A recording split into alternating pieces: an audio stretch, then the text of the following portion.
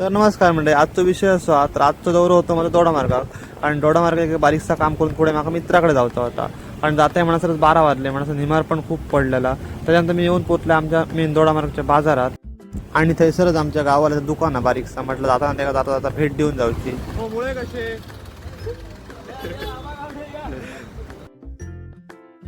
त्यानंतर तुम्ही बघू शकता त्यांच्याकडे सगळ्या प्रकारची भाजी आहेत जे स्वतः शेतात पिकवतात ते सगळे ते विक्री करतात. आणि ह्यांचं या दुकान बरोबर ना दोडामार्ग बाजारात जा बरोबर मध्ये चौकात आणि इल्या तर तुम्ही पण या दुकानाला नक्की भेट द्या.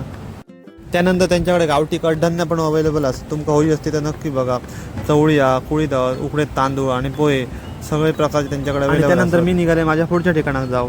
जाता जाता वाटेत रोख रक्कम 200 रुपयाचा पेट्रोल घातलाय आणि मी निघालोय माझ्या पुढच्या ठिकाणी. आणि त्यानंतर खोकरल मंदिराकडून मी उजवटन मारलं आणि डायरेक्ट निघालोय मांगेली गावात.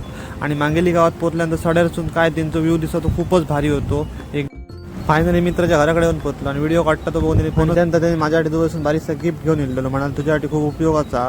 बघते तर काय ते माईक होते खूप भारी होते. आणि त्यानंतर संध्याकाळी मी घरात जाऊन निघालो आणि घराकडे येऊन बघते तर काय बबलू शिरवळे काढू होतो. त्याला काय शिरवळे खूपच आवडले. शिरवळे काढून झालं तसं म्हणालो वडापाव खाऊ जाऊया. कारण पाऊस पण खूप लागलेलो. कारण थंडगार पाऊस लागल्यानंतर आठवण येते फक्त भजी. आणि त्यानंतर आम्ही येऊन पोचलो आमच्याकडे फेमस असणार आहे वडापाववाल्याकडे गण्याकडे. त्यानंतर हातात दिलेल्या गरमागरम वड्याला ताव मारत आम्ही निघालो घराकडे जाऊ.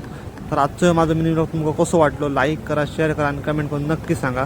चला तर भेटाय पुढच्या